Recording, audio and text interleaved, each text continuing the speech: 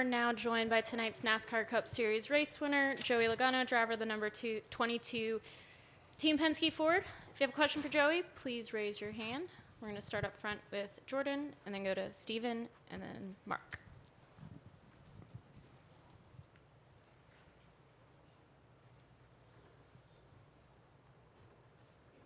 Sorry, I was sitting on the cord. No slack. Had enough gas, though.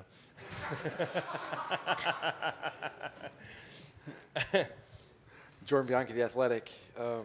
You know your fuel situation, but as these restarts are happening, the overtimes are happening, and the restarts are happening, in your head, are you thinking this is a chance for us to be optimistic and maybe get a win, or are you resigned to the fact that, hey, we're probably going to run out because there's no way we can stretch it this far? Honestly, I don't know the numbers and what's going on. I laugh because Paul asked me what I thought, and I said, I don't know. I don't have the computer in front of me.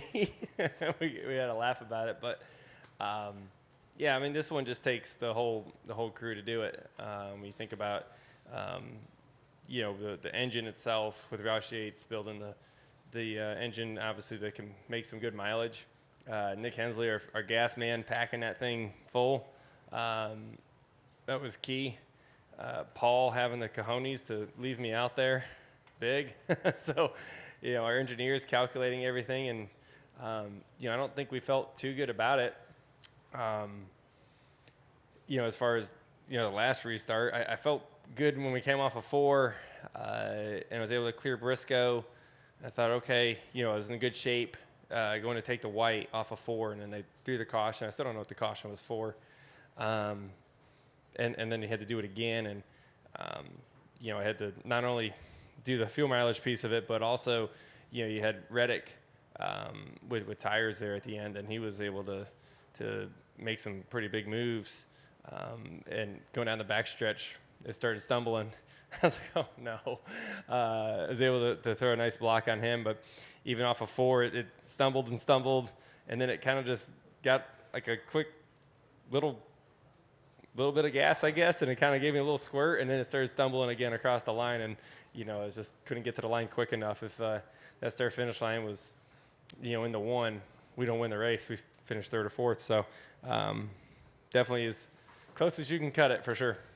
How do you go 110 laps here on 1 tank of fuel? Like I said, it takes a little bit of everything, right? I think that's really what it was.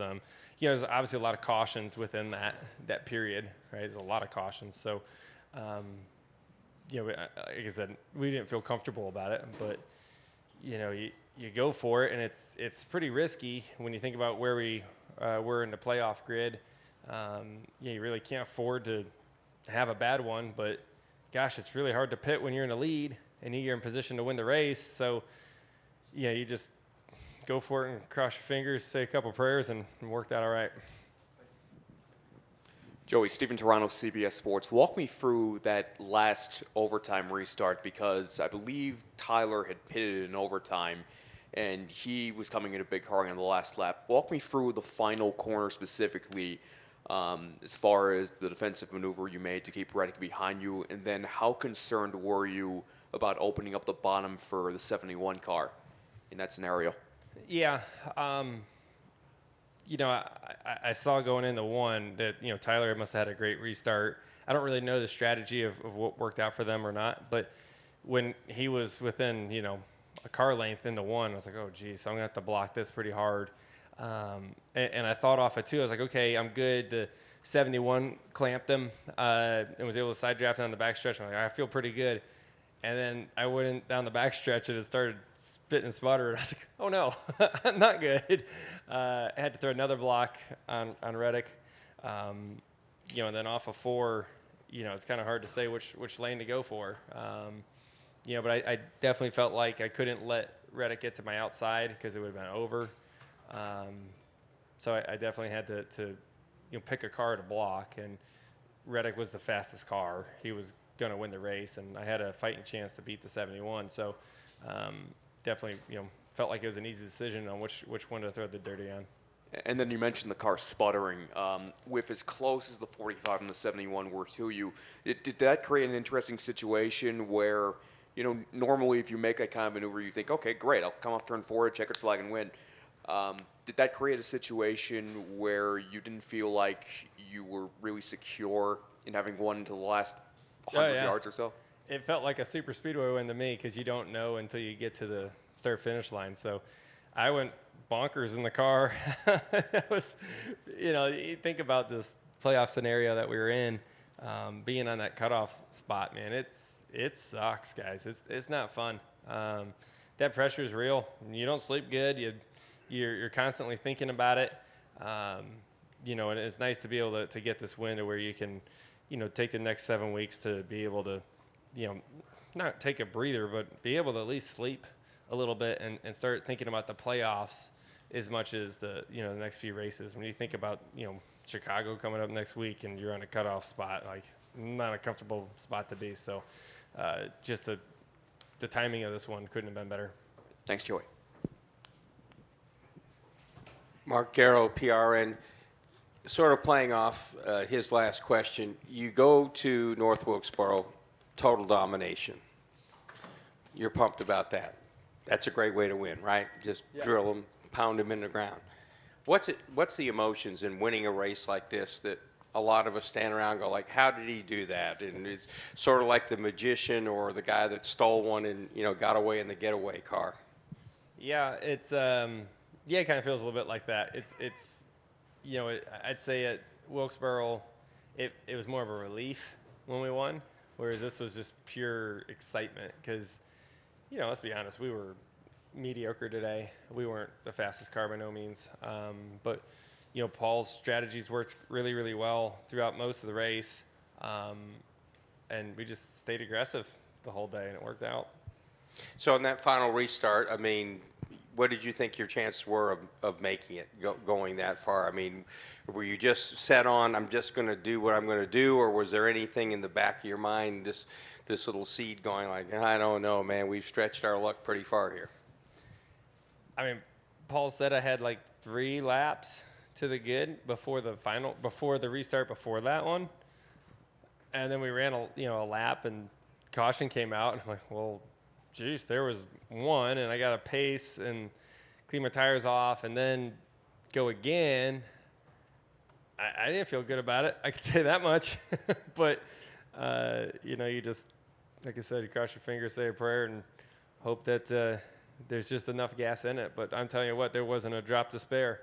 I've never won a fuel mileage race before, something that close. So that was a neat thing to do. Let's go over to Larry, and then to Bob, and then to Mike. You kind of answered my question already about your emotions at the end. Have you ever been involved in a more unlikely finish, a race that you won like this? Not that comes to mind. Nothing that comes to mind that was like that. So, just like I said, just a big one.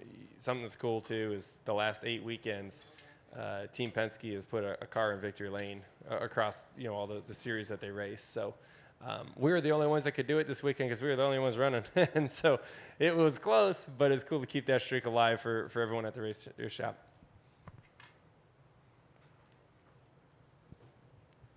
Bob Hockers, Hawk Sports. You talked about the points a little bit. Hey, I proved you wrong, Bob. I know. Yay! You only told you. You only needed 5 overtimes to do it. Do you feel like was your season in the balance? Like if you ran out of gas, maybe you don't make the playoffs? Yeah, I mean, that's the risk that was, just to me, a ginormous risk because you're taking you pit and you go back out and you maybe can finish in the top 15, maybe, versus going for the win, but you can finish 35th. Makes it a pretty hard call, but gosh, when you're winning the race, how do you not? Especially when you see the other cars that were up there, right? Chase Briscoe, he wins. That wouldn't have been good for our playoff hopes. It's been good for Ford, but that would have been it. So there's, I think the 23 was somewhat close up there as well. So just, when you think about who we were racing against, we need to make sure that we were able to, at least stay on the strategy is the same as they were. And I mean, obviously, you might be biased since you won, but is like if 5 overtimes okay? Would 6 overtimes be okay? 7 overtimes be okay? Is they've kind of changed the rules occasionally, where there was a limit, now there's no limit. Where did you stand on that before today, and then did tonight never change your mind at all? I mean, it obviously got pretty. Anytime you have like your cars running out of gas, there's like a caution, and they get going. They wreck because everyone's out of gas and all that. You're refiring on old tires, everyone's sliding around. Gosh, you kind of can see it coming a little bit. But, gosh, I don't know I think you guys keep doing it. I don't know. Like, that's the rule. Keep doing it. Mike Organ with the Tennessee. Joey, can you talk about your history here and to win this type of a race at this facility, which was you've got a long history here, where you kind of started out here and all that you've been through, and for a win like this to come through with all you've been through here. Yeah, shoot, I remember sitting in here passing a tornado years and years ago for an Xfinity weekend. So to come back here, I spent so much time here testing as a kid. I came here every other week for a couple day tests. So definitely, a lot of memories when I pull into this racetrack. So really neat to be able to come back and get the second guitar. They're really special trophies. It's one of the most iconic trophies in motorsports, right? Everyone wants the Nashville, Gibson guitar, and I was lucky enough to get one of the Sam Bass ones, which is obviously no one will ever have again. So that's a real special one, but this one's really neat as well. Did your knowledge of the track help at all? Do what? Your knowledge of the track, since you had so much history here. Shoot, man, it's been so many years. I think I'm talking about this stuff is like 16, 17 years ago. A lot of things have changed since then. Go to Lee. Lee Spencer, Sirius XM NASCAR Radio and Catchfence.com. I saw that precious moment with you and your daughter, and I know you're such a daddy's girl, but she's finally at an age where she probably understands this, and it's been a while since you've been to Victory Lane. So how special was that moment? Yeah, that was the first time I've had all 3 kids here for a win. Hudson was in Wilkesboro, which was cool, and we won the championship. Hudson was there, but Jameson and Amelia have never been to Victory Lane before. So really neat to have them in their Ninja Turtle jammies, and I'm pretty sure Mom must have woke them up for the event, or maybe they stayed up at least for the end. But gosh, it just it means the world to me. My family, I love my family so much. I'd do anything for them, obviously, like any good parent would. But celebrating together, like that's kind of the tearjerker moment for me, because it's not just the drivers doing this stuff, right? I mean, the commitment, and you guys know because you guys travel as well, but the commitment that it takes to be a professional athlete, the time it takes away from your family. We talked about the stress, that you try to shut it off when you come home, but you really can't all the time, right? Something that goes through your mind a lot. It's a grind for everybody. And more times than not, my wife's raising those kids, 3 of them on her own. It's just the life that we have, and it's like that for everybody. That's traveling out here. So to have the moment to be able to have that, it was very, very special for me. One I'll remember forever. Any final questions for Joey? All right, Joey, congratulations. All right. Thank you, guys. Am I taking the guitar? Yep. I don't know. I'll answer that.